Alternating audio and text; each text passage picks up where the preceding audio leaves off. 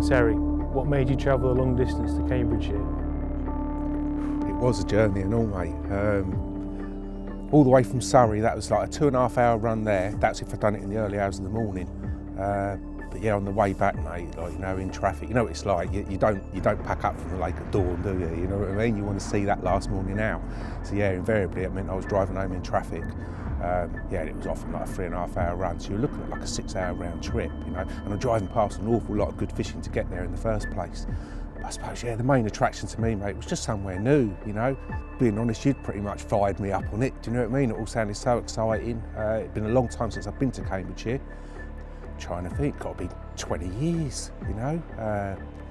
Last time I can remember, I fished, would you remember the Tell and Jacko film that we done all those years ago? That was at Buckton, that was Cambridgeshire, and also St Ives Lagoon, where the old fat lady lived as well. You know, that was the last time I remember Cambridgeshire, those two venues. It was a little bit further than Cambridgeshire, wasn't it? Let's be honest, you know, it was another 3/4 hour further on. It was almost, it was on the Cambridgeshire Lincolnshire border. So yeah, a bit of a trot for me. But more than anything, I was looking forward to the new adventure, you know, new scenery, different landscapes, different wildlife. So yeah, mate, you know, there was loads to look forward to, but more than anything, being honest, I was looking forward to fishing for properties.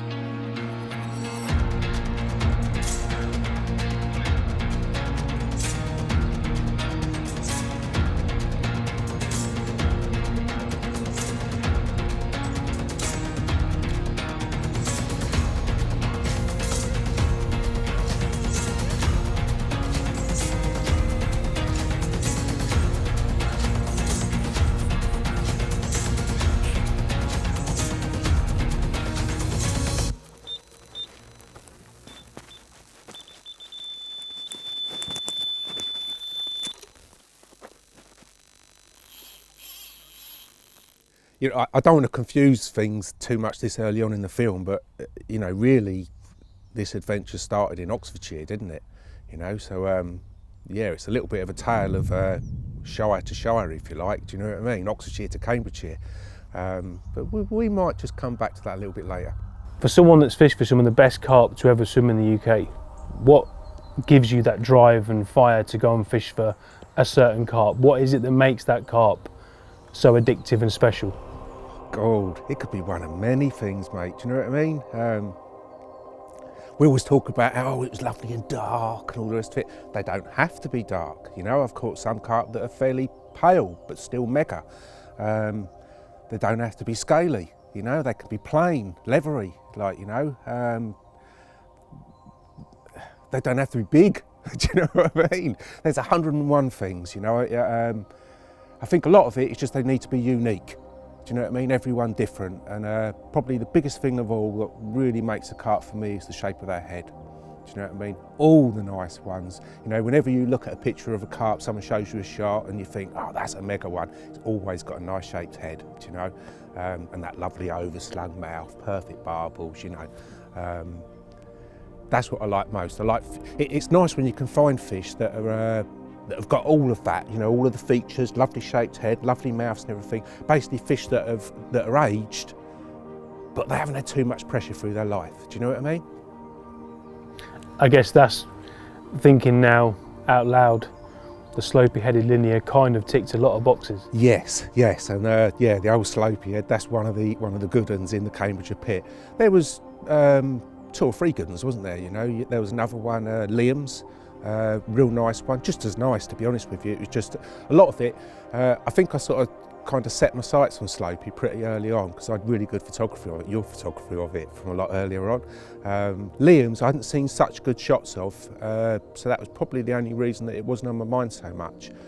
I don't know why as well, but for some reason Slopey sounded more targetable, if that makes sense. Do you know what I mean? Crazy really, because neither of those fish had done many captures, but that was the sort of perception I had of it in my head. Slopey was a little bit more targetable than Liam's, hadn't done as many captures, but neither of them have been out many times really. There was one other one as well, which we shouldn't forget about. It might well still be there, it might not be, and that's the one that they called One Eye, which is the original big one. It had been well over £40 in the past, but that one hadn't been out in some time from what I can gather, and yeah, from what I understand, it used to get caught a fair bit. So rightly or wrongly, I wasn't certain about that one, whether it was still there or not. It might well surprise me yet, hope so. And the lake itself, what was the makeup, the size? Right, yeah, we'll give a description of the lake, shall we? That's a good start. Yeah, it's pretty much a rectangular shaped lake. You had a long thin island running right the way through the middle of it, which pretty much separated the lake into two halves. And you had a channel at each end. One end, the northern end of the lake, it was a bit wider, the channel, probably 40 yards. And the southern end of the lake, the channel between the island from one side to the other was a little bit narrower, probably sort of 15 yards or so. But yeah, the fish could travel back and forth between the two lakes at will, if you like. And obviously those, they were like ambush points really, do you know what I mean? Each end of the island, like obvious places where the fish are going to travel back and forth. And you mentioned Oxford earlier. This was somewhere that was to follow Oxford, sort of September time, which is a strange time to start, isn't it? Yes, it is. At that time of the year, you know, late summer, we call it late summer, we could call it early autumn, but really that first trip was ever so hot. We had 30 degrees, so we'll go with late summer. So yeah, good conditions for seeing fish, nice and warm, sunny, bright. But obviously at that time of the year, you know, it was really weedy. More weedy than I can tell you, to be honest with you. You know, there's another thing I should probably mention. You know, while you're all watching this now, you're looking at drone footage. You know, but I don't see any of that until the film comes out. But on the drone footage, you'll be able to see just how weedy it is and just how limited spots was. Yeah, first trip there, it was lovely, really misty, atmospheric. You know, the only thing is I couldn't see much of the lake. It was that misty, and I had to wait for the mist to clear before I could see anything. But it was lovely, it was still. Didn't see much in the way of actually showing fish. It might have seen one or two shows, but I did see lots of bubbling going on about halfway along that wooded bank, you know. I think I'll give a little bit of a description of the lake earlier, but that wooded bank was really nice, you know. It had a bit of a passageway underneath the trees. You know, they sort of they arched over and created a passageway along that full length of it. Really nice, and shaded as well. So, you know, you had a little bit of protection because it did get warm that trip, like I say. But yeah, lots of bubbling going on out there. But in hindsight, it was just fish pushing through weed. You know, it was definitely carp, but it wasn't until I set up, had a lead around out there and all that, and you know, when it's a little bit, it wasn't quite as nice as I'd hoped. I fished the night there anyway, put out a load of bait, probably a lot of it got lost in the weed, but yeah, nothing happened, and you know, I'm only there I've got 3 nights ahead of me, I've already lost one night, do you know what I mean? I was quick to move in the morning. And if I remember right, that's it, a slight northerly blew up, which blew down into the other section I moved to, but it blew down up to that end into a swim that I believe we sort of knew as the Carp hole. Very weedy again down that end. You had a little dot island off to the right, lots of clumps of weed up to the surface, and straight out in front had quite a nice clean area. You know, you could see like a gap in the weeds, you know, it's a pretty obvious feature. Cast out there, got a lovely glide. Thought, well, that would do, that's one rod. I had a good lead around trying to find something else, and as mad as it sounds, I couldn't find nothing else, but as mad as it sounds, I just fished the one rod that night. Put out a load of bait, catapulted them out from the bank. In time, when it got to the following spring, we were able to use a boat to bait up, which was really handy, but at that time I wasn't, it was all done from the bank, so catapulting. Just boilies, and although I did get a nice glide on that area, it was still a little, you know, you could reel in little bits of weed on the lead. I wasn't 100% sure, and besides, being honest with you, like first trip, whenever I go somewhere new, I always start off on hinge stiff links, like, you know. So yeah, hinge stiff link went out there, big scattering of bait, like I say, and I didn't do that. Although I moved in the morning, I didn't actually put the rod out until the afternoon. You know, spent a bit of time walking around the lake like you do, you know, checking it all out. So yeah, got dark, nothing happened through the night. Even the morning, first thing in the morning was pretty quiet as well, which turned out quite typical there. You know, the bubbling wouldn't pick up until a little bit later. I think sometimes that happens on lakes that are really, really weedy. You know, like they might not have as good an oxygen level first light in the morning after a night of darkness, especially that time of year. The nights are starting to get a little bit longer. But yeah, you know, bright weather and all that. Like, it was one of them sort of areas that felt more of a daytime area as well. You know, like you were at the bottom of the lake in a bit of a bay, and yeah, you could imagine them turning up there more in the daytime.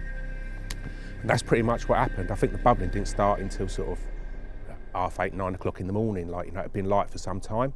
But yeah, started to see a bit of bubbling. It's always you know, like when you're watching from the bank, and it's my favourite part of carp fishing, you know, like when you can see, you watch it develop. You get up in the morning, the rod's still fishing perfectly. Genuinely you'd have more than one out, but on that occasion I just had the one out. But you know, it's all perfect, nothing's disturbed it through the night. And then you see that first little bit of bubbling start, and then it builds up, you know, and the suspense, like, you know, that's the bit I like about carp fishing most. And that was what it was like that morning. I remember it was hot as well, got hot very, very early on. And a little bit behind the swim, a few yards back, there was a stand of pines there, like, you know, so I had a little bit of shade. So I sort of retreated back underneath the shade, and it was that's where I was sat when I had the take, like, you know, so it might seem like it take a few seconds to get to the rod, but yeah, it's melted off. Run out there, picked it up, and I'm into my first fish of the trip, like, you know.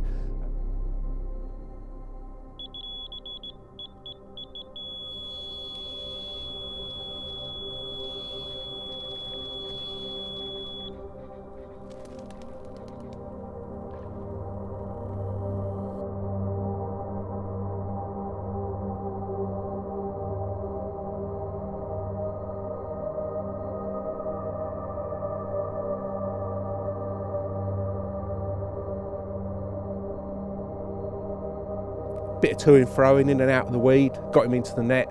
Not big and not for there anyway, but looks wise it was about as good as you can get, like, you know, my kind of carp. Really nice, lovely shaped mouth. He had a bit of a funny wrist-shaped wrist to his tail, black edges on the fins. You know, he was only about 17, 18 pound, but I couldn't have hoped for a better start. Look at that. I was going to say that that's how they should make them all, but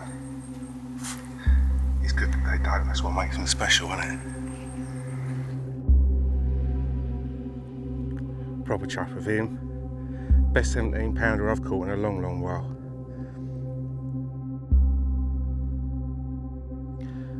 And if I can remember right, the following day was almost a repeat of that morning, wasn't it?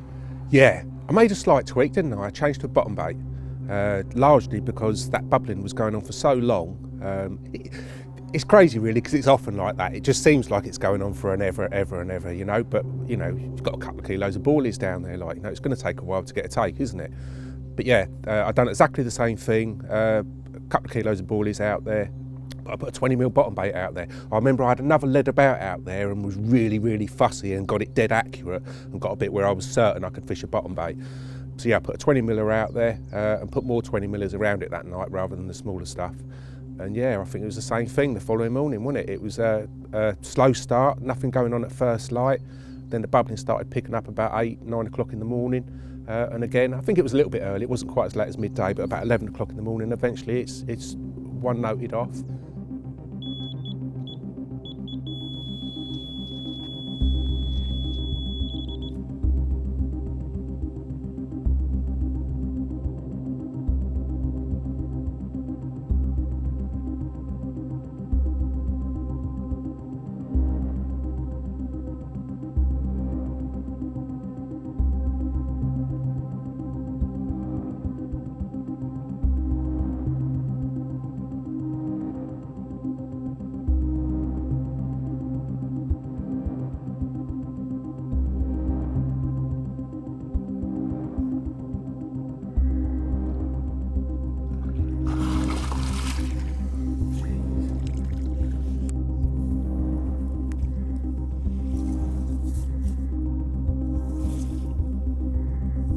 For that one.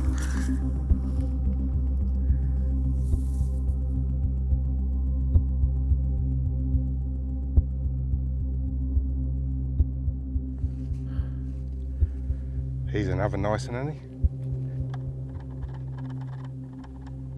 Bit shaky. 26.5 pound.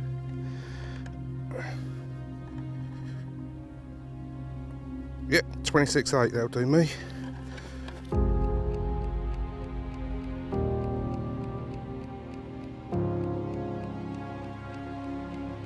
I seem to remember that one. Again, it was in and out of the weed and what have you, like, you know, but I seem to remember I had a bit of an arm ache after that one. Do you know what I mean? He fought a lot. We never show all the fight, do we, you know, but I had it under the tip for quite some time, and I can remember the whole blood draining out my hands when I got it in the net.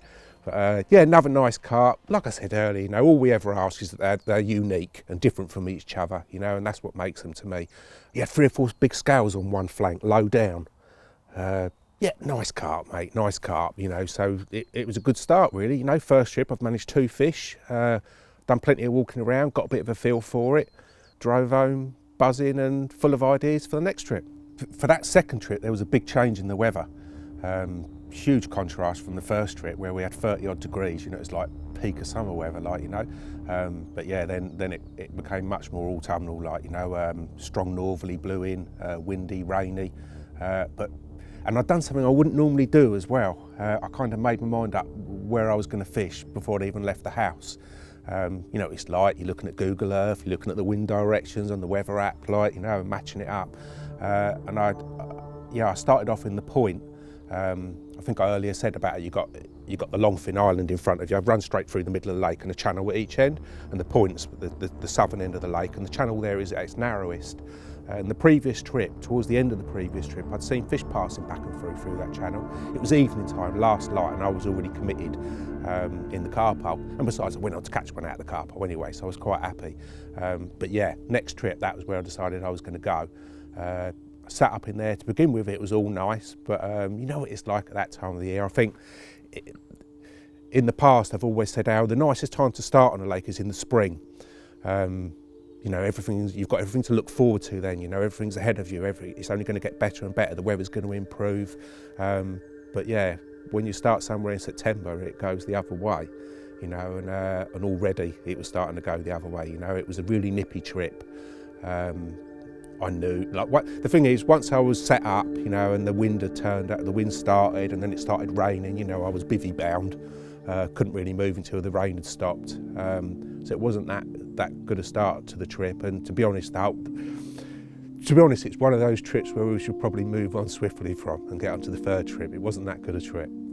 It was the end of September, the weather really started to change, and this was to be your last trip?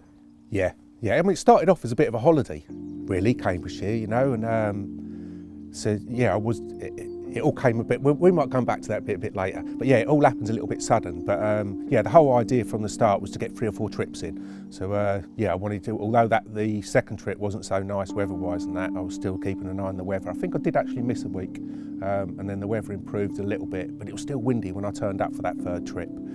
It was always windy on them fens, wasn't it? Do you know what I mean? And yeah, this time round, I made a point of getting out of the wind. Although I was down the end where the wind was blowing, but I was in quite a sheltered swim. The swim I chose was at the other end of the island,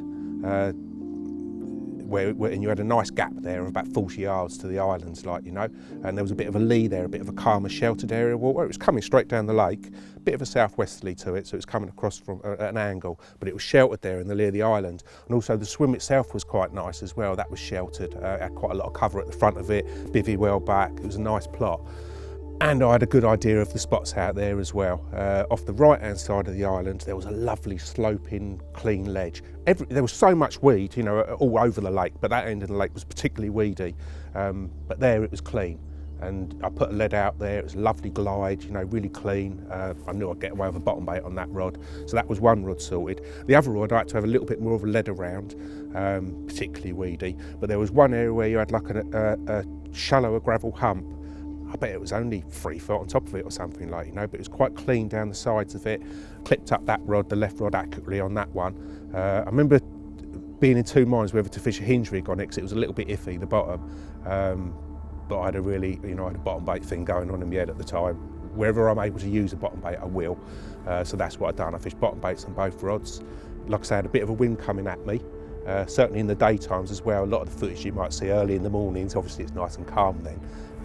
But when it comes to putting the rods out and all that, late afternoons, there was often a wind blowing at me, so that was a good reason for using the 20 millers as well. Could get them out of the range and get them accurate. Yeah, again, typical of there, quiet through the night, quiet early on in the morning, and then sort of mid-morning the old bubbling started up, you know, again, the most exciting part, like, you know, see the first big white frother, a pit that was over the left rod, and then it sort of built up as the morning went on. But I don't think I actually had a take on that rod until early afternoon. And even then, first of all, it was a line bite. You know, it was quite a slow, sort of twitchy take, up to the top sort of thing.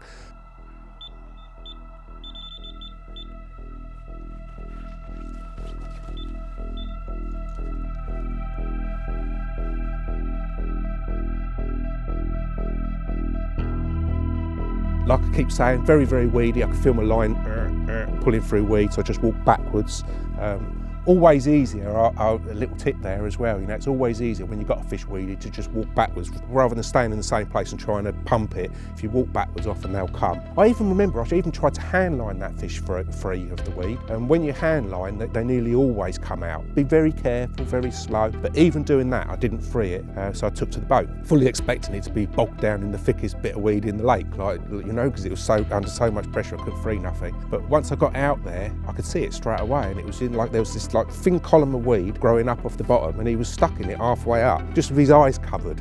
They're funny fish, aren't they? They think because they can't see you, they think you can't see them. But I could see him all right. Do you know what I mean? And I was very, very careful about it. I got myself into position and, like, you know, and slipped the net and managed to whip it around him. And I caught him unawares, like, you know, got him into the net. I could see straight away it was a nicely coloured fish. I believe there's a group of fish in there that the regulars know as the Bournevilles, like, you know, particularly richly coloured, you know, he was very chocolate coloured. Yeah, got him on the mat, weighed him up, 31 pounder.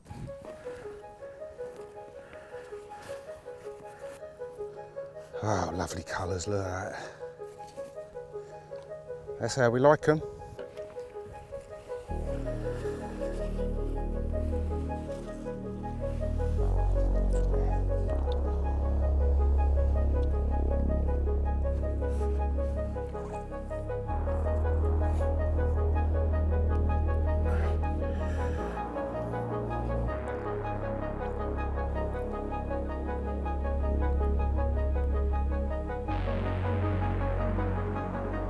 Does look good right now, doesn't it?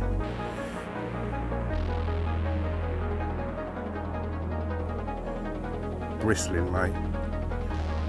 Well pleased with him.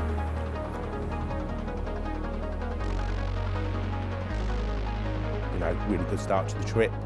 Yeah, I was just hoping there was more out there to play for. Got the rod back out, a bit more bait around it. So that afternoon it was a case of rebaiting with the old 20 millers. Something I've not seen before, someone catapulting one at a time. Is that something? Yeah, I enjoy it, mate. I sort of take, probably just like a spodder or spommer takes pride in his accuracy, you know, like I'm very much like that with catapulting that bullies one at a time. You know, obviously if I'm pre-baiting or something, you know, like I'm not actually fishing, then I'll put it all out as quick as I can, do you know what I mean? But if I'm actually fishing, I really enjoy that, putting them out one at a time. And you know, I can think of one or two lakes where I fished back in the autumn at Brook Lake, at Jerry, Carthagena on that complex. There, mate, I had takes like as I'd fish bubbling while I was putting baits out, 12 millers at the time, you know what I mean, not 20s, but putting them out one at a time, you know, and fish just suddenly start bubbling while I was doing it. Many a time I had a take soon after throwing the catapult down on the bed, you know, just finished baiting up. So yeah, I like it that way. I think it's a bit more stealthy, keeps things a little bit quieter. Not always, you know, sometimes if I'm using a hell of a lot of bait, then I'll put it out a bit quicker, otherwise I'm going to be there for hours. But yeah, I do, where possible, I catapult them out one at a time. And I like the accuracy, you know, I can put them exactly where I want them. Obviously when you're catapulting sort of 60 yards or something, there's a bit of a wind blowing, sometimes they're not as accurate. But to be honest with you, you know, if one goes a rod length further, one goes a rod length short, or a little bit to the right, a little bit to the left, that's the spread I'm after anyway. You don't want them all directly on top of each other. If you're putting out a couple of kilos of bait, you don't want them all there, do you? You know, you want a few in the weed scattered around as well. And those ones in the weed, they're safe, you know, and the fish know they're safe, you know, and they'll quite often they'll build up their confidence by picking off those ones in the weed. And in the process, they'll often lift any sediment that's in the weed as well, colour up the water. And mate, once they've got a taste of it and that, and they're in the mood, you know, then they'll home in on the ones on the clear ground. I can remember the following morning was a strange one, wasn't it? Oh, I lost one. I hate talking about losing them and all. Yeah, right rod this time, wasn't it? Classic, perfect take, you know, we were sat there from first light waiting, you know, it was, I remember actually the breeze carried on that morning as well, carried on blowing at me, it looked really good. But yeah, right hand rod, up to the top, out the clip, I had quite tight clutches, you know.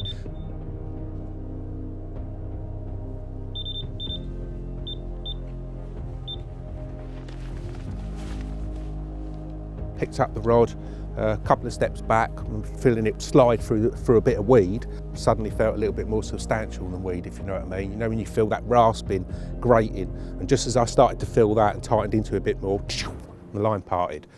Now at the time, I mean, you've got to think, I pulled a lead across that several times before I put a rig there, you know, and didn't feel anything. In fact, it was pretty much solid weed between the bank and the spot. Then it dropped away into clear. But yeah, knowing what I know now, didn't know until a lot further down the line, a year on basically. I think somebody else had seen it from the boat. But yeah, there was a big boulder there. It was obviously sort of half covered in weed at the time, and I was fishing just beyond it.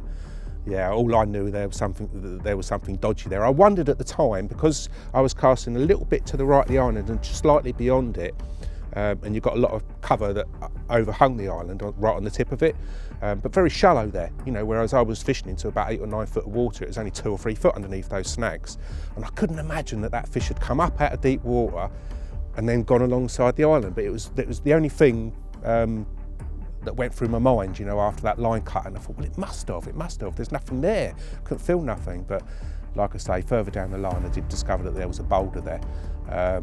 Yeah, I put that rod back out, but with that dodginess in mind, I went just a touch further right as well into even deeper water. I was in about 9 foot. So yeah, I hoped that wouldn't happen again. And yeah, shortly after recasting that right hand rod, I had another occurrence on it.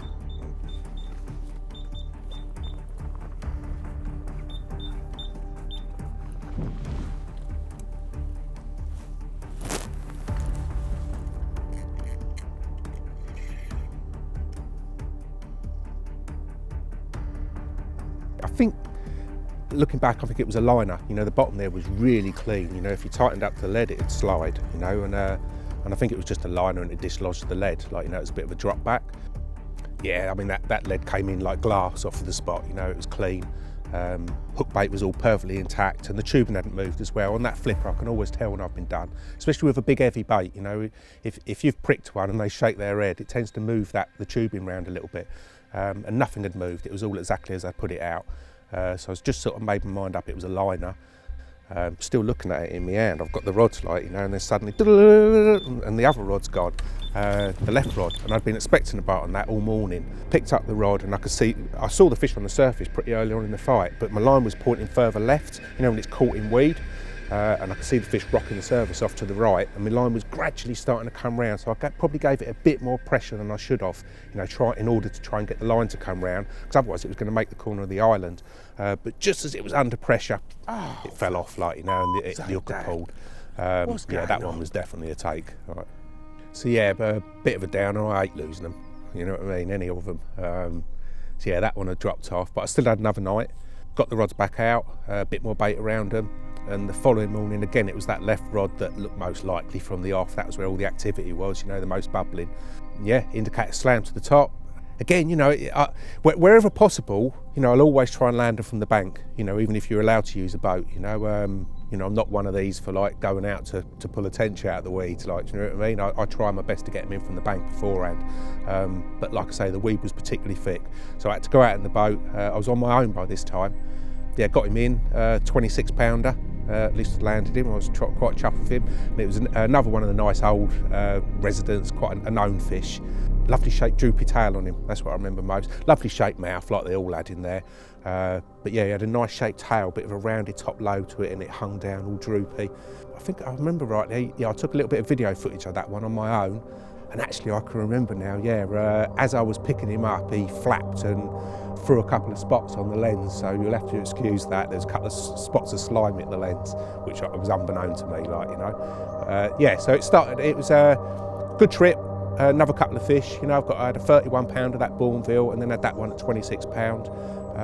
But yeah, all too soon, it was all over. We weren't sure if you'd be heading back to Cambridgeshire, but did it play on your mind over the winter? Yeah, I mean, you know me, in the winter months I do a lot of fishing for other stuff, you know, perching, barbling and all the rest of it. Obviously Cambridgeshire crossed my mind a few times, but I was thinking more of having another, you know, 2 or 3, a bit of a holiday adventure midsummer, you know. For the spring, it was more on my mind to go back to the Big Pit, you know, where I filmed the film with ESP last spring. I'd had a great spring there, do you know what I mean? It was a nice bit of fishing. But I've been very, very fortunate in how things had panned out, you know, like the good wind directions and that. Yeah, I mean, long story short, you know, I did start off at the big pit. I'd done about 10 nights through February and March, but things were different, do you know what I mean? Wasn't quite as quiet. I didn't have quite as much room between swims, do you know what I mean? Wasn't feeling it the same. And in the meantime, you were texting me, because it was like end of March by then sort of thing, you know, and you were texting me news of what was going on in Cambridgeshire. You were telling me about the Bittons, you know what I mean? I've seen Bittons in the past, only a brief glimpse, you know, like further down south, sort of, you know, it's like you walk around a lake, you know, and you spook one out the reeds or something, but it's only a fleeting glimpse, isn't it, you know? But I'd never heard them, I'd never heard the famous booming, you know, and I really wanted to hear that. And yeah, I had you texting me, oh mate, the Bittons, you know, hear them, it's going off here, like, you know, oh, and the cuckoos, like, you know, and where I was, it seemed that spring was really far behind, you know, it still felt like winter where I was in that big pit. Whereas I could see, you know, not just from your text messages, but the odd picture you were sending through as well, and I could see cowslips in the background and daffodils, do you know what I mean? It was spring there, do you know, in Cambridgeshire, and I thought, I'm having a little bit of that, like, you know, so that was it, I think. I texted you and said to you, that's it, mate, enough's enough, I'm coming. So first trip back in the spring, I'm pretty sure you ended up in the first swim you fished the first time we went there. I did, didn't I? On the wooded bank, and blanked again, as I seem to remember it. I think I just got my timing wrong in that swim, because it's a good plot, you know. Yeah, you've got the island out in front of you, and the whole length of that island margin. Not when you went really tight, there was a band of weed, wasn't there? And it's pretty much solid weed from the bank all the way to the island, other than about a rod length or so short of the island. There seemed to be a bit of a clear road, and it ran along its full length. The odd bit where it was a little bit denser, the weed, but by and large, it was all clear bottom out there. And yeah, I fished 2 rods out long alongside the island. All looked good and everything, but you know, like I say, I think I just got the timing wrong. And again, just like the previous year, that's where I'd had my first night. Come morning, I was keen for a move. I think the move was quite a short one, wasn't it? There was a few fish Yes. showing to the right, wasn't there? Yes, yeah, they weren't far away from us, was they? I had that little dot island to the right, and then a little bit further up, but again on the island margin, there was signs bubbling and stuff going on. So yeah, I moved into there. Already had a fair idea of spots out in that area. I had a good spot for the right rod, which was quite a way off of the snags really. You could go up tight to the snags, it was clean, but it was better just where the weed finished. That was a nice area. And the left rod was a little bit tight to the island. There was a lovely bush that overhung, so you couldn't miss it really from the bank, you know what I mean? It was just a case of clipping up and casting just short of the bush, and you got a good drop. I could go out in the boat as well to bait up, which was well handy. Good spread of ballies around each rod. I remember, yeah, it was first thing that, again, quiet at night. It always was quiet there, wasn't it, you know? But first thing in the morning, it was relatively early, about 7 o'clock in the morning. Bit nippy, you know, it was that time of the year. It was only the second week in April.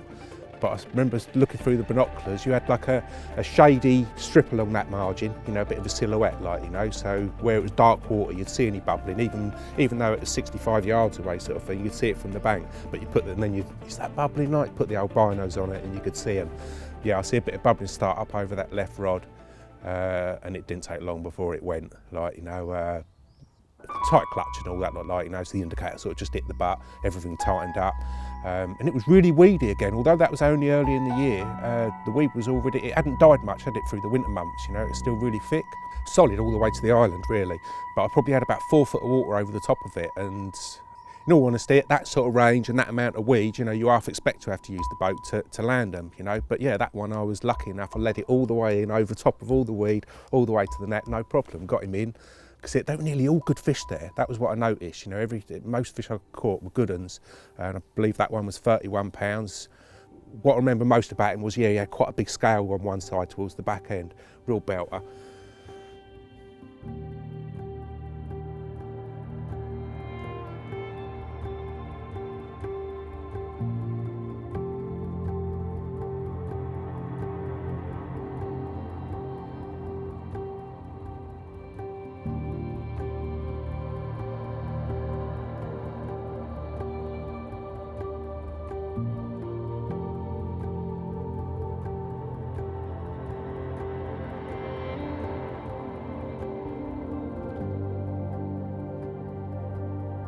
I remember I left pretty soon after that carp, and it wasn't too long before I was back again, was it?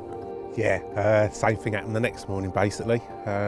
Same rod as well, you know, which was surprising because that right rod was a real good area as well, but it was quiet on that spot, that trip. But yeah, the left rod, same sort of thing, mate, you know, fairly early in the morning I see a bit of bubbling out there.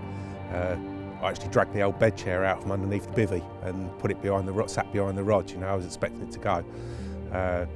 Yeah, same thing, indicator up, all held tight. Weeded me up again, like, you know, like I keep mentioning the boat, but yeah, it was weeded up from the off really as soon as I picked up the rod.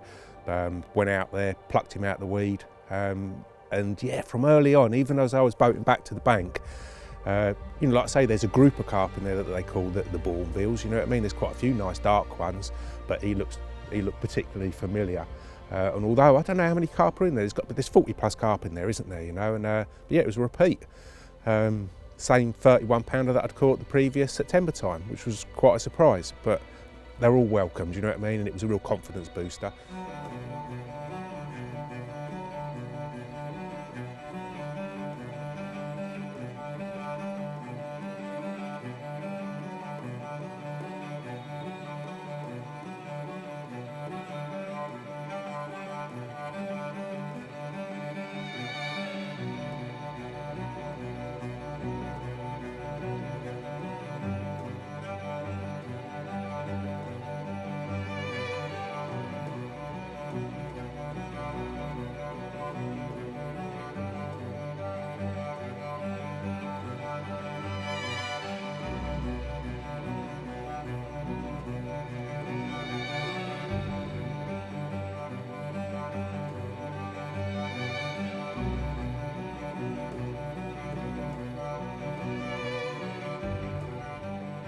So yeah, I finished off that trip with two 31 pounders actually. So yeah, good first trip back, already starting to get a feel for it, do you know what I mean? And again, couldn't wait to get back again the following week. This time around I wasn't leaving it between trips, I was getting back as soon as I could, a trip each week. And you weren't sort of set days, were you? You were planning a lot of it around the weather and the moon. Yes, which happened to coincide with the latter part of the week. You know, quite often, like, you know, Monday, Tuesday, Wednesdays, the sort of days I'll go fishing. But yeah, it was all off moon phase, and for whatever reason, you know, the weather conditions, it just seemed to work out that each week, the second half of the week was the better conditions. So yeah, I was often going on a Wednesday, Tuesday or a Wednesday, and then going on home on the Friday or the Saturday. Generally, I'd fish 3 nights. And the second trip was a return to the carp hole? Yes, if I remember rightly, there was a bit of a wind blowing down there. But not a lot happened. Yeah, I'd done a night in there and it was very quiet. I ended up moving. I moved to the top end of the lake and I went into a swim that I came to know as the boat swim when it was in that corner. A little bit of a car park there where you could put, it was handy, right next to the car. But nice corner, and up to the right you had lovely long snaggy bank, you know, all barkless limbs poking out. I love it when they leave the snags. Do you know what I mean? Like you get trees going and that, and they get left, and they just look so, it's carpy, isn't it? You know, and that's what that margin was like, really carpy, lots of cover. So yeah, I set up in there, and it was off the back of the wind as well. You know, like I say, it had been blown up the other end. It was chilly after having done a night down there.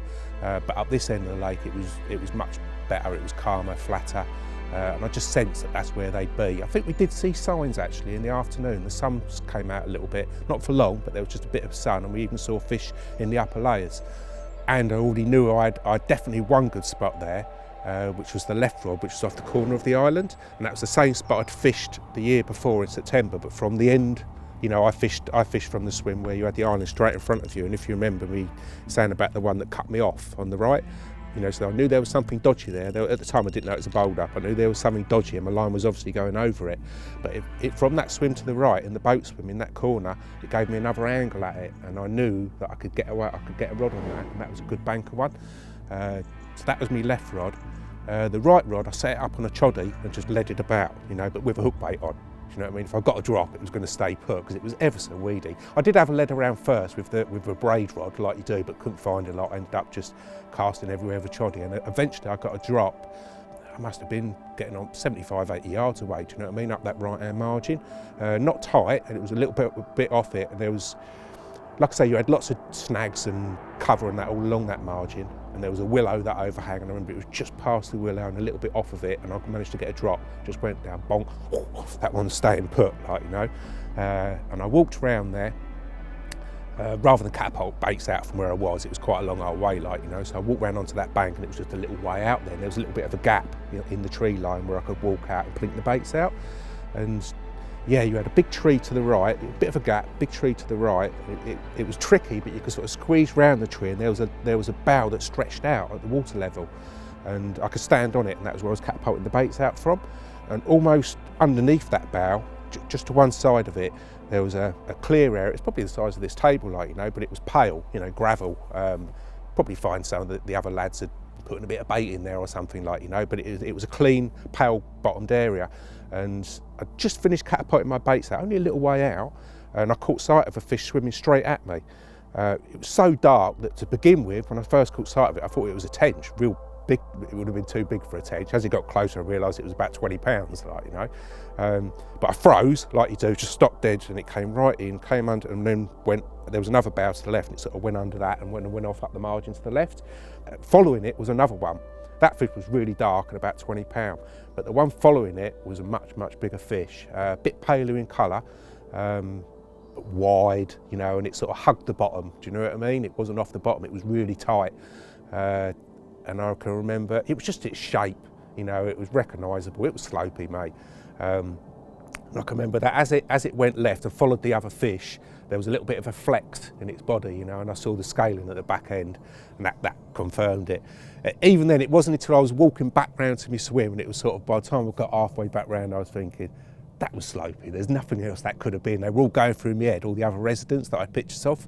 So yeah, that was a bit of a confidence booster, like, you know, I'd had a good drop on that rod on a choddy, got a bit of bait around it. Left rod's already fishing lovely as well off the corner of that island. I know that's a good spot, I've had a take on that in the past. So yeah, I went to bed that night quite happy, quite confident, as always, quiet through the night, like, you know. First thing in the morning, I got up really early and set the old video camera up. I was that confident. The wind had eased back a little bit by then, but for the previous day in the afternoon and through the night, half the night, it was still windy, and it was raw, you know, bitter, like, you know. So quite often I like it like that, you know, because it sort of rules out areas in my head, you know what I mean. Anyway, I felt that there was less chance of the carp being down that windward end, and that lovely bit of sheltered water in front of me was where they were going to be. I felt confident of a take, set the old camera up. It was probably about 7:30, you know, so still early in the morning, but the indicator on the right rod just slammed up. You know, I never fish my clutches slack. They're never on girly tension, you know what I mean? They're up a little bit, but even so, you know, the idea is you don't want them to be taking any line, like, you know, before you get to the rod. But that one, yeah, it didn't go way to the top. And by the time I got to the rod, it was already ripping off of a tight clutch. Felt a little bit of notching through weed, sliding through weed, like you do, you know, but it all felt fine, you know. And like I said, I'm not that tight to the margin anyway. I was several yards off of it. Yeah, it got to the point where it just bogged down, like came to a halt, and I went out there in the boat, and yeah, unfortunately I ended up pulling out a big ball of weeds, like, you know, and me rigging amongst it, like he was gone. And yeah, you know, you're always disappointed when you lose one, but having seen Slopey there the day before, I was particularly gutted. Do you know what I mean? I'm not saying that's what it was, you know, there's 40 odd carp in the lake, mate, it could have been any of them, but it wasn't ideal, you know, because that night, you know, as I'd gone to bed that night, I was really chuffed with myself, chuffed that I'd seen Slopey there. In my mind, it was somewhere that I was likely to concentrate on, you know, like it was obviously an area that it liked, and I had a lovely spot there, you know, where I'd got a good drop with a choddy, you know, so, but yeah, in an ideal world, when you've got something like that and you've seen the one that you desire most, you know, you really don't want to be dropping any, do you, you know, so it wasn't ideal, but you just try to blanket out your head, like, you know, and carry on. I got that rod back out there. Got a decent drop again, and all the way through this, the left rod's still fishing, you know, and that was a really nice spot off the corner of that island, lovely clean sandy area, bald. So I was confident, like, you know, surely that left rod's going to go as well, and sure enough it did. I'm trying to think what the take was like on that one, if I remember rightly. It started off as a drop back. I had the bobbins on quite a long drop, and I had 3 or 4 bleeps, and sort of like you do, you walk towards the, you know, and at the same time I'm looking out as the coot picked me up or something, you know, like, and then as I was walking towards it, hit the top, like, you know, and I was on it.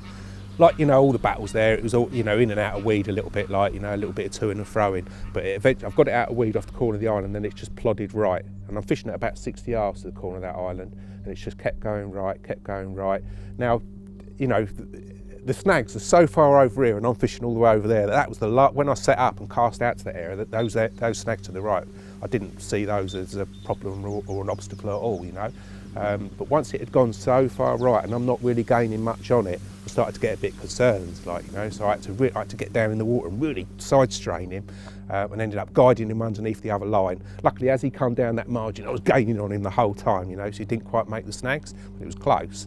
But yeah, I guided him underneath the other line into the net, and straight away I recognised him. You know, as one of the ones I've seen pictures of.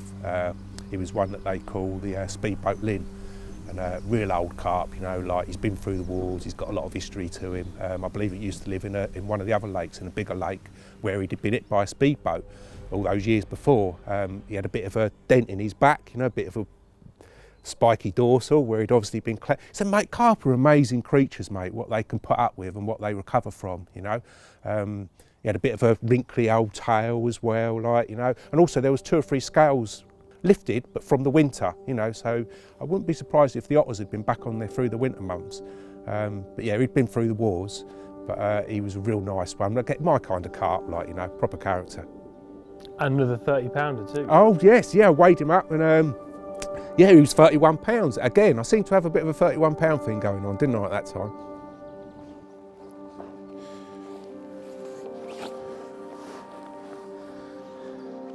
Colours on him, mate.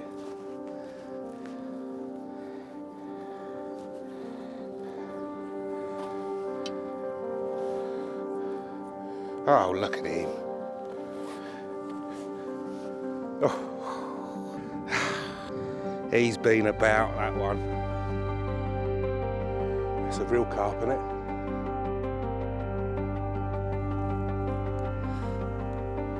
He's lovely, mate. That is a proper carp.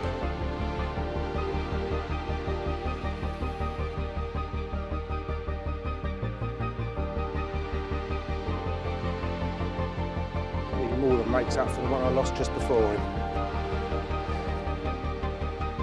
Wow.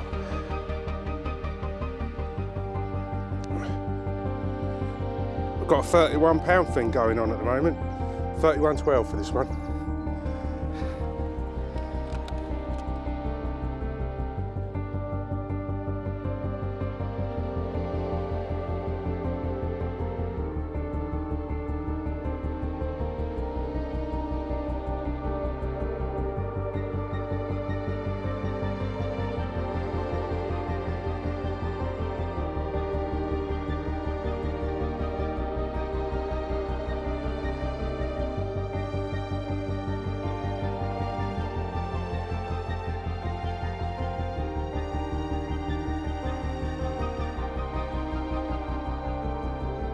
It's a quiet complex. There's not a lot of anglers or public walking around there, so you get a lot of wildlife, don't you? Oh, mate. Evening times were the best, weren't they? You know, it's silent. There's no road noise anyway, so it's always silent there. But evening time, it go. You know, once that wind's eased off a little bit, you know, and then the bitterns would start booming. And mate, if you've never heard bitterns before, you've got to hear them. Like, you know. There was probably 3, maybe 4 males there, and that, you know, they're booming so loud, you know, it's like a foghorn, isn't it? You know, you can hear it from up to 2 miles away, but these were a lot closer, you know, like 50, 100 yards behind me, the closest ones. So you'd hear them. I mean, they were that close that you'd hear the gulps of air. They have like 3 or 4 gulps of air before they make that boom. It's like a, you know, like a, and then it starts booming, and oh, that was mega. The cuckoos, they were always going off in the evening. It was just going off the whole, it was nature's orchestra, do you know what I mean? Especially evening time and everything was quiet. It was just lovely there, like, you know. And what other wildlife did we see? Hobbies, saw the hobbies. Not so much, you remember I was always trying to get a shot of them if they come over the lake. Most places I've been where you see hobbies, they're coming over the lake and then you see them catching the insects. But there was so many dragonflies. There was one, they always like, the thing is, the dragonflies weren't so much over the top of the water, they were in the sunny glades and that, you know, at the back of the lake. And there was one bit down that northern end of the lake, you know, between the lakes, that where it opened out a little bit and went grassy, and you had the reed beds. And as you brushed past those reeds, the dragonflies that, it sounds like I'm exaggerating, but there was hundreds, weren't there? You know, and they'd all come up in the air. So yeah, that was where the old Hobby's favourite feeding ground was. Like, you know, he was always out. I think you might have caught him in the tree above that little glade. It's tricky, wasn't it? Yeah, it was tricky. What else did we see? The deer. They were always skulking around, weren't they? You know. There was loads of butterflies. You know, I love my butterflies, and I see several different types of butterflies there. Favourite being the orange tips. I can remember one evening you actually got them. They roosted next to me, didn't they, in the cow parsley? And they're camouflage, mate. When they got their wings closed, the underside of them is like a dappled, mossy effect to it. And you know, I've photographed them lots of times in the past elsewhere, you know, and always thought they looked so nice, especially the underwing. Obviously, when they've got an open wing, they're beautiful. You've got an orange tip on each end. But it wasn't until I see them sat on that cow parsley, and Free went to roost there. We ended up with Free on sat on the cow parsley at one time. But it wasn't until I saw that I realised what all that mottled, mossy effect was all about. That's their camouflage, and that's obviously their main plant that they roost on. They were invisible, wasn't they? Do you remember Joe turned up, didn't he? That's the lad who does the drone footage, and he turned up once they were already in situ, and we pointed them out to him, and he was there. He was watching it. He was there for about 5 minutes, and he was thinking that we were waiting for one to land. That's how camouflaged they was. And then he actually said, "Hang on a minute, what are you saying? They're already there?" And he walked up to it. Oh my God, that's how camouflaged it was. We was ready to roll when they landed. That's it. Both of us were like, "Yeah, we're all set. We're all good." And they was already there. They were already there, mate. They were already there. And they roosted there all night and were still there first thing in the morning. Once it warms up a little bit, then they warm up and take off. There was lots going on, like, you know, and in fact each trip I packed my old long lens with me, you know. In between the fishing, I do a lot of nature stuff, like, you know, I like my walking nowadays. You know, it all came about more than anything. Carp fishing is quite a sedentary pastime, isn't it? Especially fishing for the old big ones, do you know what I mean? You can go fishing for 3 or 4 nights and you haven't done a lot other than sit in a bivvy. Not always, you know, I always try to get about and that, but yeah, I've sort of got to that age now, mate, like where it's important for me to have a bit of walking in between. And it's not a chore. Yeah, but there's nothing better to lift the spirits, mate, like, you know. And I find it helps the fishing as well. You know, I turn up from a fishing trip and I'm buzzing. Like, you know, I've already enjoyed myself doing other stuff. And it continues while I'm fishing. You know, it's so funny, you know, I walk around lakes and for all these years, you know, 40 years I've been carp fishing, you know, and all I'm doing is looking at the water. Do you know what I mean? It's funny, Martin Bowler said something to me about Chris Yates. He said, "Oh, Chris says his spirit used to be with the water, but now it's with the land." Like, you know, and I can relate to that in a way. But yeah, in more recent times, you know, since I got into all the nature side of it more, I mean, I've always loved it. I spent my whole childhood roaming the countryside, do you know what I mean? But yeah, the fishing just sort of completely took over. It's obsessive, isn't it? But yeah, I find myself now when I'm walking around the lake, my eyes are on the floor just as much as they are the water, do you know what I mean? And the trees and what plants are growing and what I can see, you know. It's enhanced it, no doubt about it. You know, it's amazing what just a little bit of knowledge, you know, and it's enhanced the whole fishing experience. So on to the third trip now, and all I can remember vividly was the cuckoos. By then they were really going off, weren't they? But yeah, the 2 males, mate, whenever they were going off, you'd have what, cuckoo, cuckoo, cuckoo. It was in tandem, wasn't it? Like, you know, and yeah, they were in competition with each other. And it was back to the carp. I'm pretty sure it was quite a warm wind, wasn't it, that sort of encouraged you down there? Set up in the carp hole. Yeah, we had a lovely warm wind blowing in, and it continued through the night. That's it. I'm just trying to think, actually, yeah, because when I fished that in the carp hole the year before, I'd only fished the 1 rod, so that spot was still there, not quite as clean as, you know, it collapsed a little bit, the weed around it over the course of the winter, but still good enough. A couple of bait ups, it was as clean as ever, like, you know. But yeah, because all the weed clumps wasn't up to the surface then, it gave me access to that left margin, whereas the previous year I couldn't get to it, there was too much weed in the way. And yeah, I did have a look from the boat actually and see that there was several spots along that margin, still hit and miss, mate. Do you know what I mean? It's not like I'm lowering rigs. I've got a cast across, but I had a few chucks and tight to that. I dropped a little film canister marker, that was it. But even then, yeah, it took a few chucks, and I got one that just went. Do you know what I mean? It was on the money, like, you know. Walked around there, plugged a few baits in from the bank. And like I say, I've got my right and rod on that carp hole spot as well, so I was happy. And the wind carried on through the night, mild wind as well, you know. It's probably about only an hour or so into dark that the liners started, and they carried on right through the night, you know, just like all the way. The lines were going over the top of a lot of weed, although it was sunken.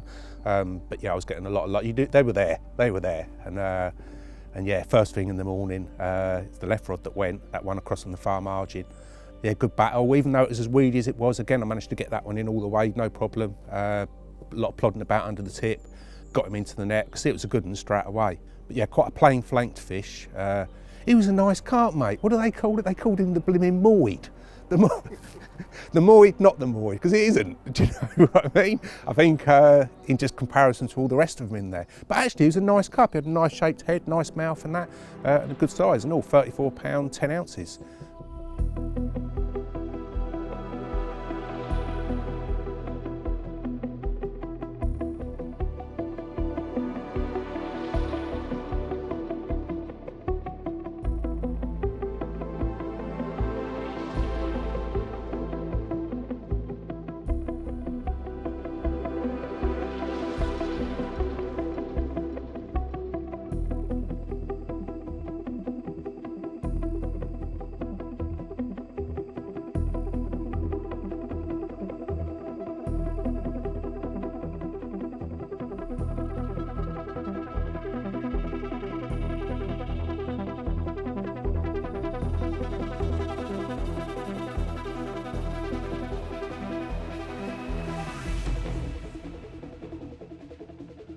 I think to the right of the point there was a shallow bay, and I think you had your eyes set on the future of that bay for potential marginal spots, and you had a little rake.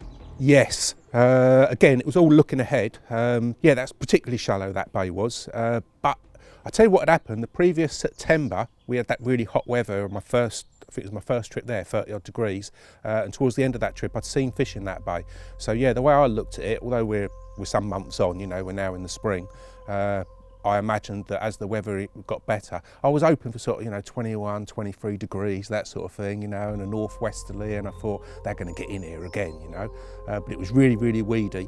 But yeah, all I was doing really was thinking ahead and trying to create a spot in that margin. Because actually, I didn't mention it, but my first trip back of the spring, on a walk round, I got up a little willow there. They were only very young saplings, wasn't they? It was hard work getting up them. But yeah, I saw a couple of fish swimming up and down that little section of margin, only sort of 4 or 5 foot out from the bank. So it had been on my mind for some time to create a bit of a raker spot there. So yeah, I used the big rake. Sometimes it takes a lot longer than you think. You think, oh, 3 or 4 rakes, like, you know, I'll have a spot there, but like hour and a half later, you're still at it. Once you started, you're committed, you've got to carry on until it's clean. But yeah, I created a spot or 2 in that bay. You know, it didn't actually come to anything, mate, do you know what I mean? But like, at least I'd done the prep, like, you know, and another year or different timing to my trips, like, you know, it may well have come to something. If I go back, I'll definitely be doing it again, because that is a good area. So the Moy was the last bite of that trip. Yeah. The following week was cold, wasn't it? Freezing. Yeah, we had frost and a real cold wind with it as well. I sometimes don't mind it when it's like that in the spring, you know, because I can rule out areas, rightly or wrongly, do you know what I mean? But yeah, the wind was blowing down towards the Carp hole, down that end of the lake, and it was choppy down there, really raw, you know, I didn't want to be down that end at all. So I plotted up in that dugout swim on the wooded bank, where I'd caught the first couple of 30-pounders of the trip. That's it. When we got there in the morning, yeah, first thing, it was frosty, but there was a little bit of bubbling going on in that corner to the right of the dugout. Do you remember, up that northern end, but the left corner? But and the previous year, that was solid weed, so totally solid there. So you knew it was still going to be really weedy. You couldn't get a drop there anyway, but it was a bit sparse than it had been the year before, and they're obviously bubbling in the any little holes in between it. But yeah, you weren't casting. It was very hard to get a drop anywhere there. I think I got one little bit, but it was sort of hit and miss. But yeah, it was a cold trip, mate. I can remember you know, it's like normally first thing in the morning, you know, you want to get up and watch the lake, don't you? It was freezing, mate, you know, and it was one of those trips I spent half the trip tucked up in the bag, you know, out of it. So yeah, not a great deal to report for that trip. And the next trip was the total opposite. That's when the weather finally broke, yeah. Started off pretty overcast, didn't it? I think I dropped into the carp hole to begin with. I remember now, I probably should have gave it a little bit longer into the morning, especially knowing that the bites there tended to come late, you know, more around 11, 12 o'clock. But I think, yeah, it got to sort of mid-morning and I wasn't seeing any signs. It looked all right though, you know, the wind was blowing. Anyway, I popped out in the boat, didn't I, and to have a quick look, see if any bait had gone. And while I was out there, I did see a group of carp. They were all small ones, it looked like males, do you know what I mean? Sort of upper doubles and maybe 20s. And I wouldn't mind betting they'd already fed on the bait. You know, I'd literally just got to the spot and I saw them coming over and they see me and then went back towards the point. So yeah, I had to walk round, didn't I, to the point, and there was quite a few fish there going back and forth through the channel. They were basically swimming through the channel from one side to the other. And there's probably a dozen or more carp there, you know. But yeah, all smallish fish, all nice looking carp, you know, black as you're at, some of them, you know, mega carp. But I think there was just one 30-pounder amongst them, which, considering the stamp of the fish I'd been catching, you know, not just the previous autumn, but through the spring and that, you know, made me think, well, the bigger fish have got to be somewhere else. I was that close to setting up, to be honest with you, on the point. But before doing so, I thought I'll have a walk down the other end first. And I remember actually, as I got down to the other end, the wind was starting to pick up as well. It was blowing a straight southerly, beautiful. You know, not gusty and horrible like it had been a lot of the spring. Just a lovely, steady southerly, just like come to me. Do you know what I mean? One of them winds. So yeah, and I walked into that swim. If you remember, it was the swim facing the end of the island.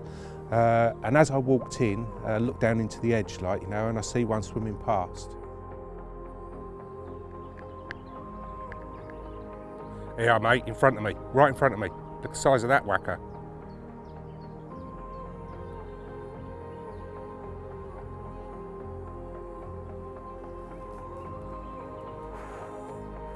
That's more like it. That's a real carp, that one. And it was just in a different league, mate. Different league altogether. It probably looked all the bigger because of what I'd just been watching up the other end as well. But yeah, not just a bigger carp, but, you know, it had that look to it, mate. You know what I mean? Real evocative one, you know what I mean? Of a different heritage, like, you know, mega carp. I think I even turned around to you, to the camera, and said, mate, now that's what you call a carp. So yeah, that was my mindset. Like, you know, I didn't drop into that actual swim. That fish was swimming from left to right, but I dropped into the swim to the right, which happens to be that boat corner, which is where I'd caught the Speedboat Lin out of and dropped that one off the right-hand margin, which I was hoping and praying wasn't Slopey. So already had the spot sorted, you know, dropped back into that boat swim, one off the left tip of the island on that lovely sandy, clean, smooth bit, and the other one on I didn't put a choddy on it this time. I think I'd got the spot a little bit better and I put a hinge rig on it. But yeah, long, 75 yards up that right-hand margin, all set. That evening, the conditions just got better and better, you know, the wind picked up in strength. But again, not gusty, just a steady, lovely wind, really sunny, you know, warm.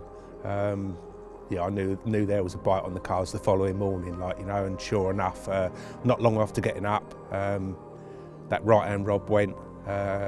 I'm fishing over a lot of weed, being honest, like, you know, to get to that spot. There's no other way of doing it, like, you know. But I had to take to the boat, got out there, in and out of the weed beds and what have you. Now, you know, I keep dropping little tips in, but like, yeah, whenever you've got a fish weeded, you know, and you're out on a boat, you know, the way I would look at it, always, I could see knew he was still on the end. Couldn't feel a great deal of movement. The line's pointing down there, and I'm got hold of it with my hands, hand lining, like, you know. Again, you're never going to move them through the rod, but I've got it wrapped around my fingers and I'm just sort of lifting. I can see the bubbling a rod length away, like, you know, he's still on the end. But whenever it's like that, I always think to myself, you know, he's on the end of my line. Now just take your time and keep it that way, do you know what I mean? So I took my time, I sort of just put the pressure on, rested my old forearm against the boat, and just gradually, you know, and eventually you see a bit more bubbling start. You know, you're not hardly feeling anything at this end, especially on a moving boat, but eventually I got him moving, bundled him into the net type thing, like, you know. Yeah, incredibly, for the amount of carp in there, that one turned out to be another repeat. It was that 26 that I'd caught the previous September at the carp hole. A little bit bigger this time, I think it was just under 29 pounds. Yeah, again, all welcome, do you know what I mean? Good start.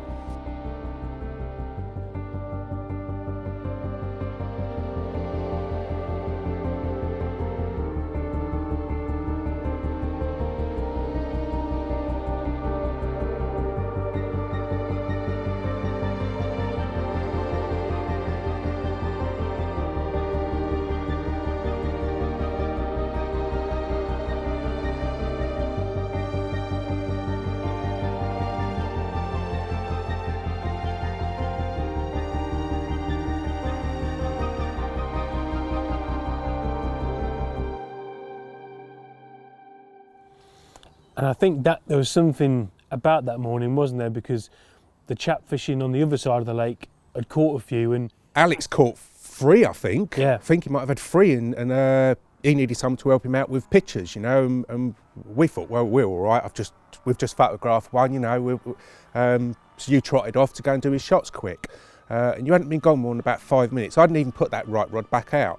But I'd pretty much forgotten about the left rod, and that was on a good spot, you know, and it was only after you'd gone, it suddenly dawned on me. I thought, now I've still got that rod out, like, you know, and I looked towards the corner of the island, and you know what it's like at that time of year when you get all the May fluff, all the flotsam and that, you know, and it was all sort of gathered in such a way, it was around that corner of the island, it looked game on for a bite, do you know what I mean? And so I thought, I better set the old video camera up, the tape cam, because you'd had a camera on it up until then.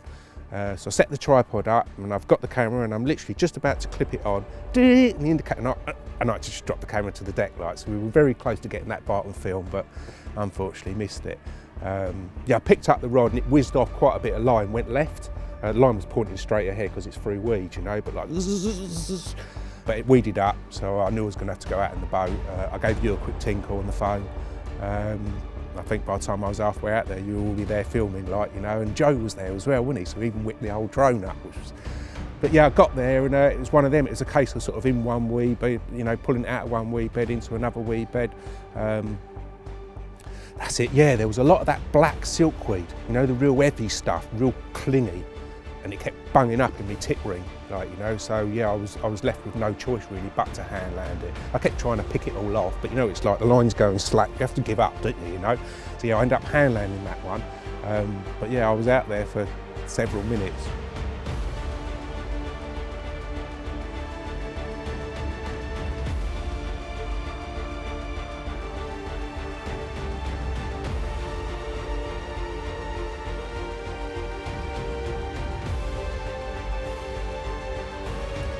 And at one point, I thought it was a much bigger fish than it was, to be honest. I'd seen it a couple of times. It was so broad across the back, but not particularly long.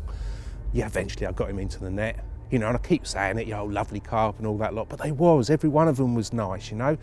Cames colours, do you know what I mean? Proper chocolate browns and that, you know. Lovely shaped mouth and that. Just another mega carp, mate. He was still a good fish, like, you know, got him on the bank. What did we weighed that on? £32, 14 ounces. 32.14. That'll do.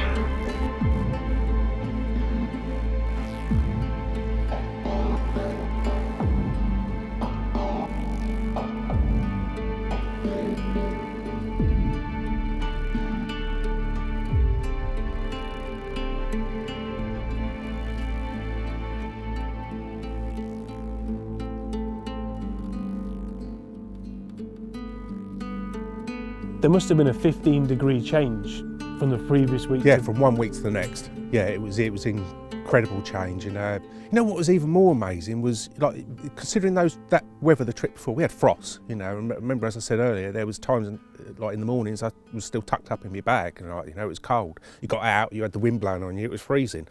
But yeah, such a stark contrast, like, you know, in conditions from one trip to the next. And it seems to be a bit of a trend nowadays, but amazingly those fish, they got a bit fruity. Like, you know, on that last morning I started to see signs of spawning. And being honest, I was expecting it to shut at any time. I knew the previous year, it generally shuts for a month or so, doesn't it? Once they start spawning, he'll shut the lake. So yeah, it was on my mind, you know, I was going that day. But having seen them starting to spawn, it was mainly the smaller fish, but I was thinking, and we had a bit more warm weather forecast as well. I was thinking they're going to be spawning, it'll be shut next week, I bet. So yeah, when I left that trip, I had a few kilos of boilies left and whatever, but it was more than that. You know, like that right spot, because I'd seen Slopey there, I wasn't sure what I'd lost from that spot. You know, I was hoping Slopey was still to play for, like, you know. But it was a bit of an hit and miss spot as well, more to do with the range, but I wanted to give it a good hit of bait, you know, try and open it out a little bit. So I put out what boilies I had left, and as well as that, I went down the back seats of the car, you know what it's like, and I found old bags of pellet, bag of salt, you know what I mean, bits and bobs of everything, like, you know, and the whole lot went out there. But more than anything, it was thinking ahead. You know, I thought the lake was going to be shut, and I wanted to make sure I had a nice clean area to come back to, like, you know. As it turned out, yeah, the lake didn't shut at all. I think the weather actually went a bit cooler. Just as he was thinking of shutting it, it did cool off a little bit. Oh, that's what happened, yeah. I did miss that week, but mainly I lost my dog, mate. It's probably easier for me to talk about it now, do you know what I mean? At the time, mate, I was in bits, like, do you know what I mean? It devastated me. I'd only had him a couple of years, my old mate Buster. A pug. I never imagined I'd ever be getting a pug, but my stepmum fosters them, and he'd come in as a foster, like, you know, and yeah, I fell in love with him, you know what they're like, you know, and so I'd kept him. But yeah, he had his problems, that's why he'd come to us, he had epilepsy, like, you know, and yeah, unfortunately he had one seizure too many type thing, like, you know, so lost my dog, decided that was on the Sunday, I was hardly going to go back to the lake on the Monday morning, do you know what I mean? And as the week went on, it was good weather. I remember my mate Dave had 2 or 3 days off work as well. So yeah, we went off nature tripping, like, you know, a couple of different nature reserves, photographing butterflies and God knows what, like, you know what I mean? Just keeping myself busy, like, you know. But yeah, by the time it got round to the following week, I was keen to get back. Quite a lot had happened in that week while you was away, didn't Hadn't it just? Yeah, no, you're bringing it all back to me now. Yeah, I started off when I got back, that seems to be the case for a lot of it. I started off in the Carp hole, got there was a wind blowing in. It was also just starting to rain, and I knew that we had a lot of rain forecast over the next 24 hours, so I couldn't hang about, like, you know, I had to get set up pretty quick, and I had my car behind me there, which was handy. So yeah, I set up in there, wind blowing in, raining, whatever. In fact, I remember it got so wet that trip, I didn't bother putting a ground sheet down, and I can remember at one point in the trip realising that I had a puddle of water at the back of my bed chair, like, you know, and yeah, mate, I lifted the old bag, and got my camera in it and stuff, and there was all water dripping out. I thought, oh my God, got the camera bag out, and it got wet, but luckily the camera was just about, I was lucky, all my food was wet, and it wasn't the greatest start to the trip. Yeah, you know what it's like, mate, you know, it was wet weather and all that, like, you know, I was a bit down, just lost my dog, do you know what I mean? I'm not in the best of moods, like, you know, and it didn't get any better when I learned that 2 or 3 of the big fish had been caught as well in that 1 week that I'd been away. Sod's law, and it's always the way. And I was expecting it to have been shut that week as well, but yeah, Ole Slopey had been caught, and from that swim that I'd finished off in on the previous trip, so I must have been close, you know. What else has got? I think there was a 35-pounder caught. There's a real nice chesty one in there as well, wasn't there? I think that was out, you know, like, so yeah, at least 3 of the good fish had been out. But it still left some to play for, including old Liam's. Now remember, I'm a bit, you know, I've got the ump, I'm in this swim, I'm wet, you know what I mean, and it's still raining. All I want to do is move, and I want to get as far away from that swim as possible, being honest with you. Yeah, and the swim that I had in mind was up the other end of the lake in that dugout on the wooded bank, off the back of the wind. Always banker spots there alongside the island, you know. So eventually I got a little lull in the rain, managed to wrap everything up, load it into the car. I remember being worried whether I could even get the car out of there, like, you know, I was slipping and sliding all over the place. Drove up to the other end of the lake.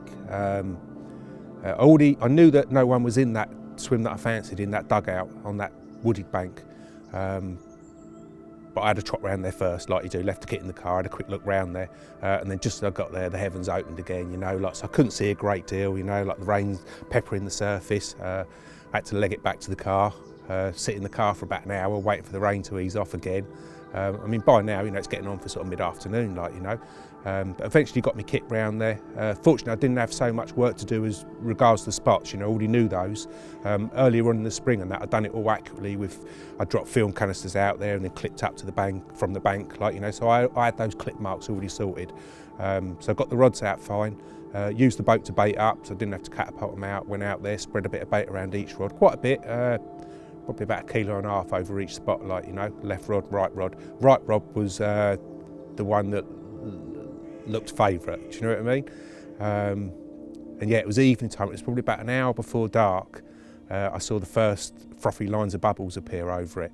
But I got the distinct impression it was just one carp.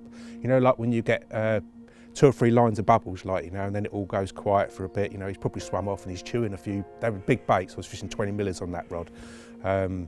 You know, if you put out a load of particle and that, often the bubbling just carries on, doesn't it, you know? But yeah, big baits is quite often like that. You'll get little gaps between the bubbling, and that's what it was like that evening. I stayed up right into dark. Obviously I couldn't see the bubbling then, like, you know, but I was confident of something happening. I thought it was going to go. I'd seen that much activity. In fact, there was one sheet of bubbles, mate, that was so big white frothy line come out. It was just on dark, and I could just about see it through the binos, but it was like, and they were like, you know, when you get 2 pence piece-sized bubbles all coming, you know, like it was just one big one, do you know what I mean? It was different for all the bubbling I'd seen in the past. I've got the impression he'd come into the swim, just flanked across them big baits, like, you know. So like I say, it's got dark, stayed up for a bit before I've got my head down, like, it was probably about 3 o'clock in the morning. I've woke up to just 3 or 4 bleeps, like, you know, and the indicator's at the top. As soon as I've opened the eyes, I can see the indicator, the eyes are taped up at the top. But as I got down to it, the rod had actually lifted off the rest. Only a little bit, didn't need to lift far before it was out the rest. Yeah, basically the evening before I'd sunk the tips, like, you know, because there was a little bit of weed coming through. I just didn't want my rod being wiped out. But yeah, the clutch was just ticking slowly, but he hadn't taken too much. Picked it up a little bit. He hadn't made the snags or nothing, so it was just heavy plodding. Obviously by this stage in the spring, the weed has really got a grip, like, you know, and it's really risen. I've only got about, I bet I didn't have 2 feet of water over the top of that weed between me and the spot. So I'm fishing over a forest, 60 yards of it, do you know what I mean?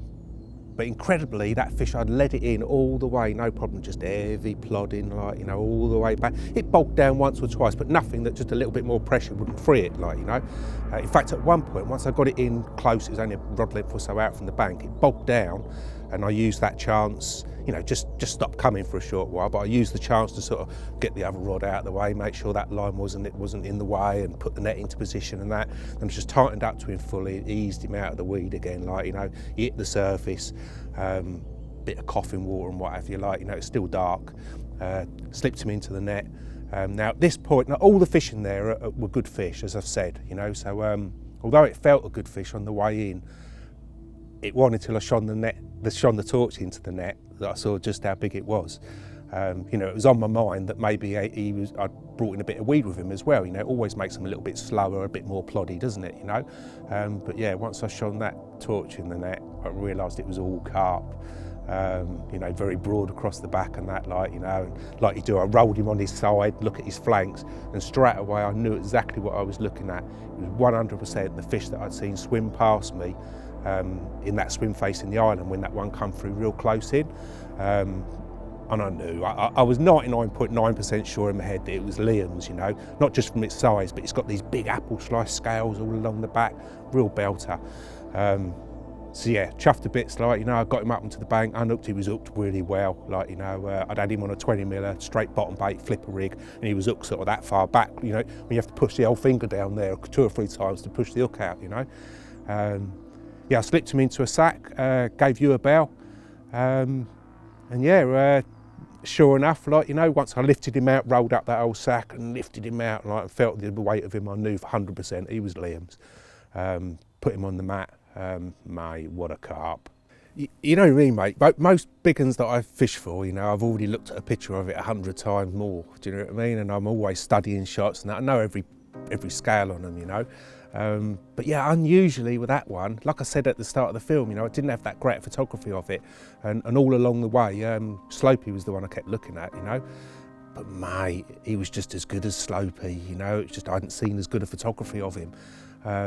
You know, mega colours, mega shaped head, lovely mouth, those big scale. He had plenty of scaling on his flanks as well, and plump as well, you know. Whereas some of those fish had been through spawning, I could see that he hadn't.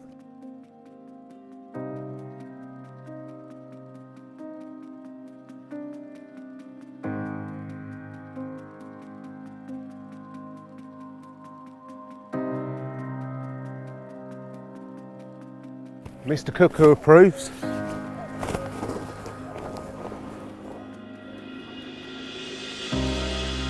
Are you ready? Mate. God. Don't come no better than that, mate.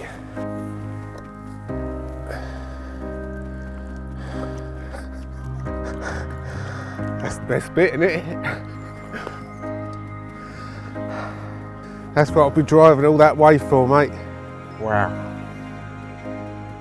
£39, 15 ounces. How's that? That's a result, mate.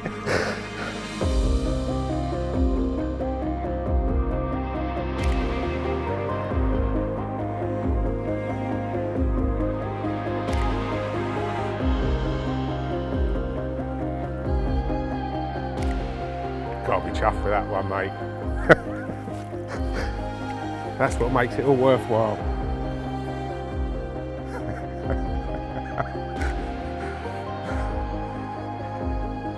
Do you know, I don't like repeating myself, but you really do only want one like that a year, don't you?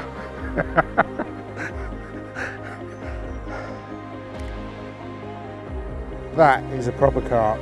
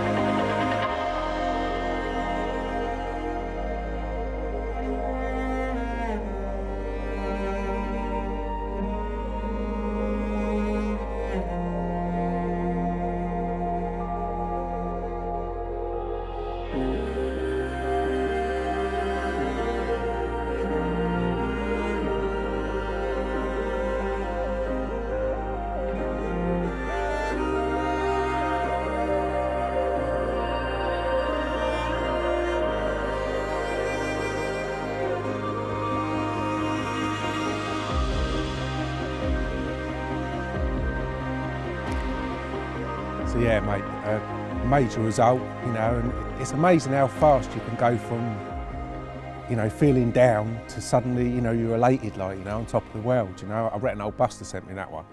I did go back, I had a couple more trips. Actually, the lake shut for a while after that. We'd been expecting it for a while. It shut for a month or so, the fish properly spawned.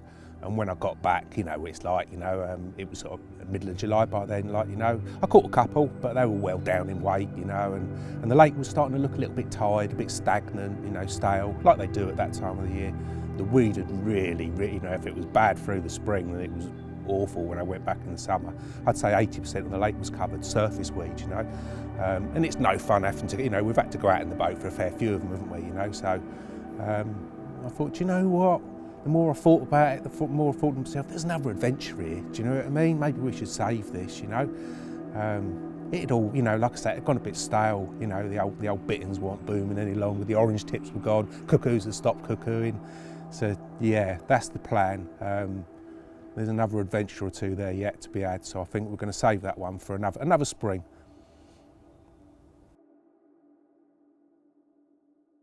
Didn't think that was the end, did you? No, not just yet. Sometimes, in order to give something just a little bit better context, it's worth going back a little bit, and I've already given you a little mention of Oxfordshire at the start of the film. Now, anyone who knows me knows that Oxfordshire is a little bit of a favourite of mine, like, you know, I've fished there a lot over the years, lots of different lakes in that area. And this little pool was another one in that manner. Small lake, probably only 2 acres or so in size, really steep-sided banks, snaggy, you know, lots of sets of pads, little dot islands, little spits going out. It's about as carpy as you could get, you know, like, and it had a lovely little family of carp as well. Not many originals, there was probably about 10, maybe a dozen originals in there. The best one of which was like a mid-30, really nice carp, you know, unique, chesty, scaly. Nick had shown me a shot of it back in June sort of time, and this was August, because really that's where this film began. But you know what it's like, you know, I had all the best intentions of doing quite a bit there, like, you know, through the late summer into autumn. But you know, sometimes things don't work out quite as planned, but not for bad reasons necessarily. First trip there was the start of August the 1st. I always remember it because it was a good moon. Can't remember now whether it was a full moon or a new moon, but it was a good moon. And I had a walk around there actually the week before with Nick. We had a social night, a guesty trip on a little lake close by. And on our walk around, yeah, it looked good. You know, it's just extra. It was like going back in time. Do you know what I mean? It was an old school day ticket fishery, but nobody there. You know, really, really quiet. A couple of spots really sort of screamed out at me when we walked around. It was first thing in the morning when we walked around, so it was perfect. Like, you know, it was a little bit overcast, you know, it was like good feeding conditions. And one end of the lake looked particularly good. There was a lot of cover, loads of sets of pads and what have you. And another area, halfway down the bottom bank, really nice swim. I'll say why in a little bit, but I like the look of it. But I saw fish feeding there as well, a little bit of bubbling. The swim itself was gorgeous. It had an old red tractor behind it, which was ever so carpy, wasn't it, you know? Little pile of logs as well, a little neat pile of logs at the front of the swim, which sort of formed a little bit of a screen between me and the lake. Really nice, and like I say, I'd seen a bit of bubbling there. Anyway, let's go forward a week or so. So I've turned up for my first trip, pushed the old barrow around. I did stop off in 2 or 3 pegs on the way round and had a little bit of a lead about. It was weedy, you know, a little bit notchy here and there, couldn't get a lot. But really all the while, you know, I kept thinking about that swim on the back bank. So that's where I ended up, pushed my barrow around there, set up.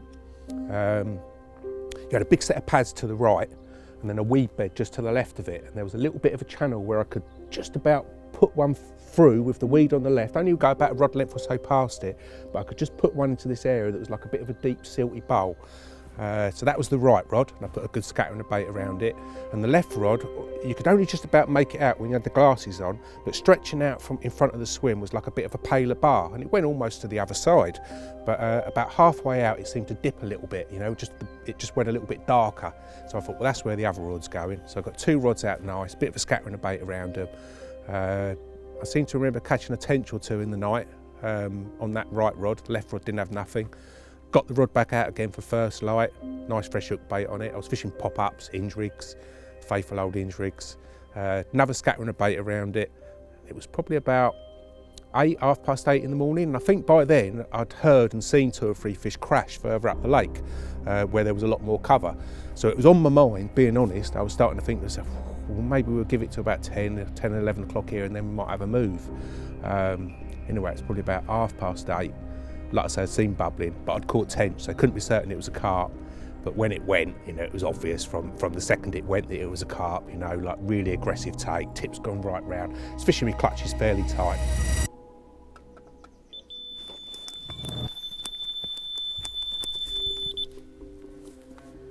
Picked up the rod, clearly a carp from the off, bit of lunging, managed to guide it back through between the pads and the weed. Before I know it, in no time at all, I had it underneath the tip, plodding about. And as soon as it surfaced, now remember, I'd seen shots of half a dozen carp out there, but one in particular, like I say, I'd been looking at a picture of it since June. Do you know what I mean? You know what I'm like, you know, I almost psych them out, like, you know, think them onto the hook. And I think that's pretty much what happened with that one, because as soon as it rolled, I thought, that looked a bit familiar. Surely not the first bite. And into the net he went. Start, right? Had a look at him, rolled him on his side, and I remember actually turning to you up the bank and going, it's him, isn't it? It's the big one, isn't it? Just couldn't believe it had happened so quickly. That's a big one, isn't it? So yeah, what was intended to be a film in its own right. You know, we were intended to film there for a few weeks, and and hopefully catch a few of the other members of the family along the way. Do you know what I mean? Yeah, very first bite turned out to be the big one. I can't remember, it was just short of £33. You know, at that time of the year they spawned out a little bit, but what a carp, you know, like I said earlier, it was a lovely fish. Old school carp in an old school venue, you know, real mega one.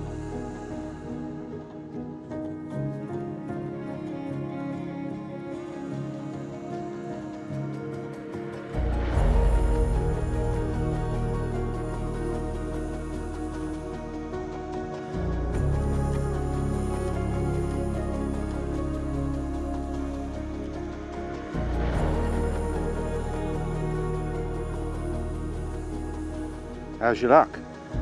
Wasn't expecting him so quick.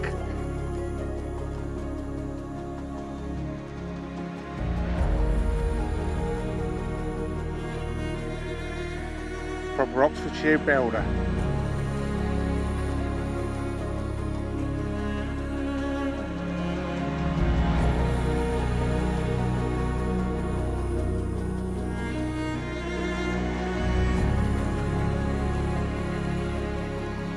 Yeah, there I was, you know, just photographed the big one, you know, I haven't been there 24 hours yet, and all of a sudden I was at a bit of a loss, like, you know, I think it was about then actually that you started telling me about Cambridge, like, you know, and so that was on my mind already, you know. I was like, can I ever go, can I? Yeah, really, you know, I was thinking, so that was where Cambridgeshire started.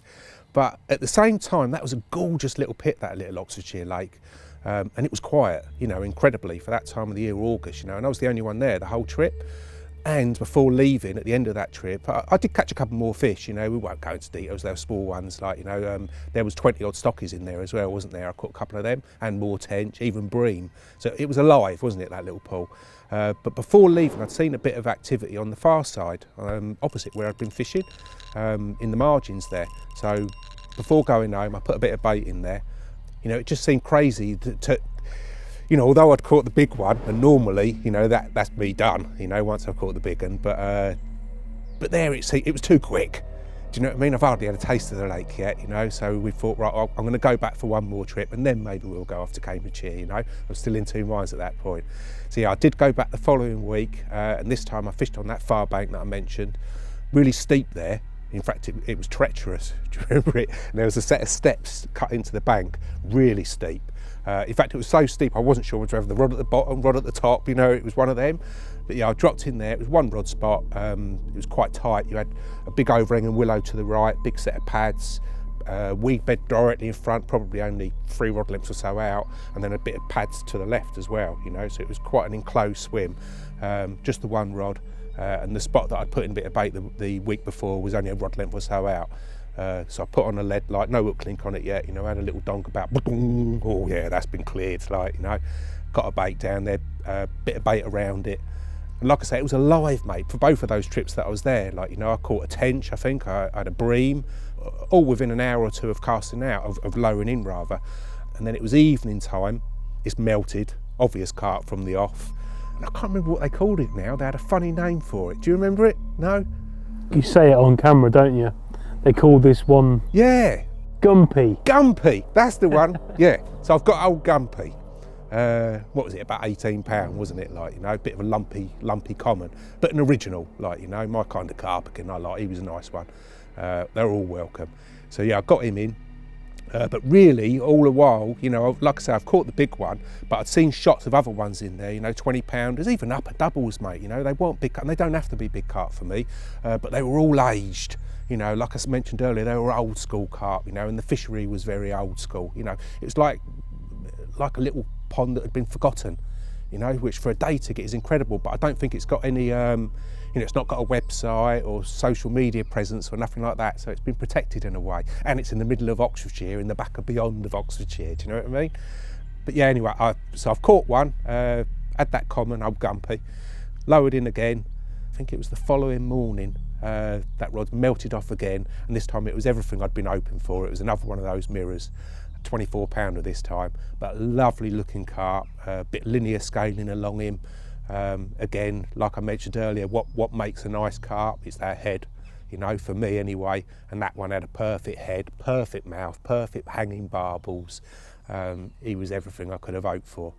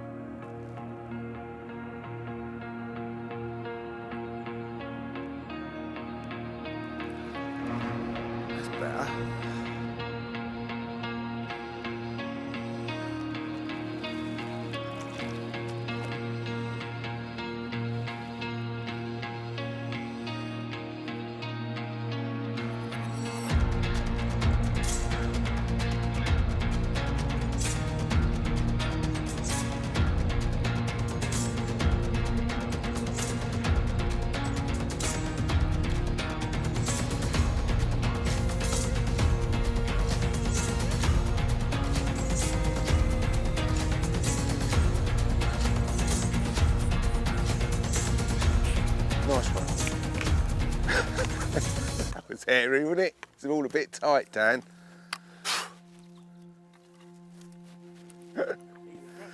Yeah, he's a nice one. That's what we wanted.